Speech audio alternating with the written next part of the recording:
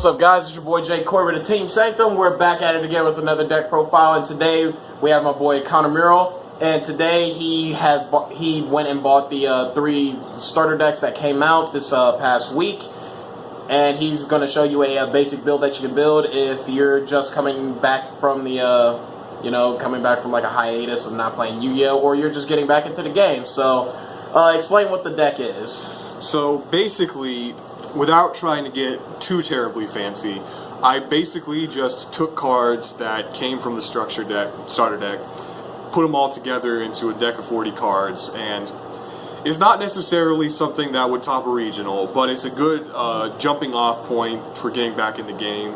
It's a more playable starter deck, and I think it's a good jumping off point if you want to try to build Cybers. Alright, well then let's get into this deck profile, man. So, the main point of the deck, at least right now, is partly to capitalize on your Cyburst monsters and your extra deck plays. So, I run 3 Bitron because it's good for practically all the Cyburst plays except Decode Talker, and even then it's pretty good. 3 Draconet because it's practically the playmaker right now, especially because it can grab Bitron from your hand or deck for a summon. Ram Clouder, just because it can do some pretty interesting revival stuff. It can bring back your Link monsters. It can move your Link monster from the extra monster zone to a main monster zone. It can set up for a better Link summon. It's just in the way I built this, it's pretty good at 3. And Link Slayer, because he's basically Cyber Dragon, and his back row pop effect is pretty darn good. Getting out of the Cyburst monsters, I run 2 Photon Thrasher and 2 Evil Swarm Mandragora, just because both of them can kind of help you build up a board presence and set up for your extra deck plays. Cyber Dragon also came in. I chose not to run it because Cyber Dragon requires your opponent to have a monster, whereas Evil Swarm Mandragora just needs you to, your opponent to have more monsters than you, and Photon Thrasher just needs you to not have monsters. It doesn't matter what your opponent has, so I think those 2 are pretty good for extending plays.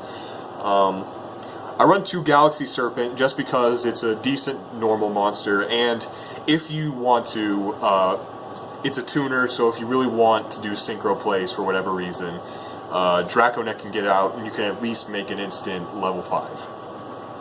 Then I run 2 Battle Fader, 2 Swift Scarecrow, and 2 Effect Veiler. These are all just to help you because this is a bit of a slower deck. You might not have as much board presence as you want at all times, so Effect Veiler and Swift Scarecrow are pretty good, and they're recyclable, you'll find out later. And Battle Fader, if you play your cards right, you can actually use him for a Link summon. Going into the spells, I run 3 MST just because you don't want to always deal with back row, and you can't always rely on Link Slayer for that. 2 Dark Hole because also don't always want your opponent to have a board of monsters, and since Raigeki never really comes in anything, Dark Hole is the next best thing. 2 Cynet Universe. I only run 2 because it's not the best field spell in my opinion. The Link monster boost is pretty nice, and the fact that you can shuffle any monster from your graveyard into your deck is pretty good. Like I said, it recycles Effect Veiler and Swift Scarecrow. The only thing is the fact that if it's destroyed, it does wipe out all the extra monster zone monsters. You can kind of make some cheeky plays where your opponent has an extra monster zone taken up, and then you activate it and pop it with MST or something. So that's an interesting play. Personally, I just prefer using it for its shuffle and boost. To that end, I run 1 Terraforming, just to help see it, and 1 Book of Moon, just to kind of help be on the defensive. For traps, I run 2 Call of the Haunted, just because it can help you set up for your summons, and it's also pretty good considering the whole extra deck monster brought back to a main monster zone deal. Dark Bribe, just because, you know, it's not always the best thing and it's not always ideal, but it's an okay enough counter trap and it can help you out. And then one Torrential, pretty much the same reason as Dark Hole, if you really don't want your opponent doing anything, and especially if you see them setting up for something big, you can stop it. Bottomless Trap Hole for the same reason. And then Jar of Avarice, just to help you get anything you need back into your deck that isn't a monster. Alright, let's check out the extra deck that you made for this. My extra deck,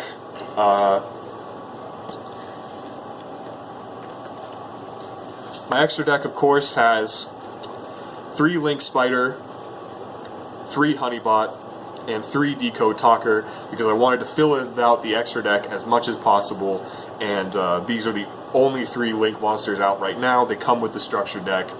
They probably won't be perfect a couple sets from now, but right now they're the best thing you can have. That's basically it for the budget type of build. I have a couple more cards in my extra deck, but that was just because I unsleeved my Yang Zings to give this deck some sleeves, and I threw in 2 Battles of Legend cards just because I had them on me. So, Chanbara and Danglong. Chanbara is a good beater, Danglong is a good defender, and you can make these pretty easy with just Draconet and Galaxy Serpent. White Aura Dolphin, just because while most plays are pretty easy to make, odd-leveled synchros, there were times where I had like a level 4 monster on the field and Galaxy Serpent in my hand, so this little level 6 is pretty decent to that end. 1 Clear Wing and 1 Yazi, just because 7s aren't too difficult, and these 2 are pretty good as far as level 7s go. And then 1 Trishula, just because if you open up with Photon Thrasher, Draconet, and well, really just those 2, because you can summon from deck. Like, if you open up with those 2 and your opponent can't stop it, you can basically make a Trishula like it's nothing.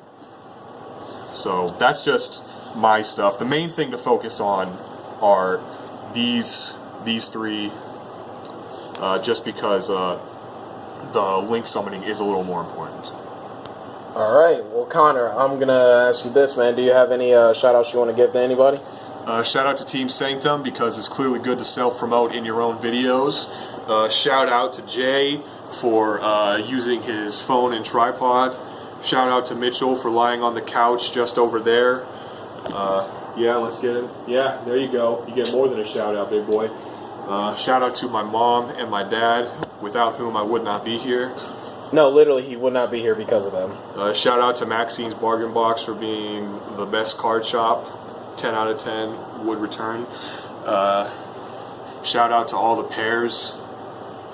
And yeah, that's it. Yeah, I think that's it. That's it, man. Well, thank you for doing this little starter deck profile. I'm pretty sure this will help out anybody that's getting back into the game. Be sure to like, comment on the video. If you want Connor to show you a basic combos that you can do with the starter deck, be sure you hit that like button hard, comment something like, hey, Connor, do a combo video or something. Yeah, likes are cool too, but I'll understand it better if you tell me. Exactly. Like, just literally say it in the comments. And be sure to subscribe to Team Sanctum for more content. And remember, this is your boy, Jay Corbett, signing out.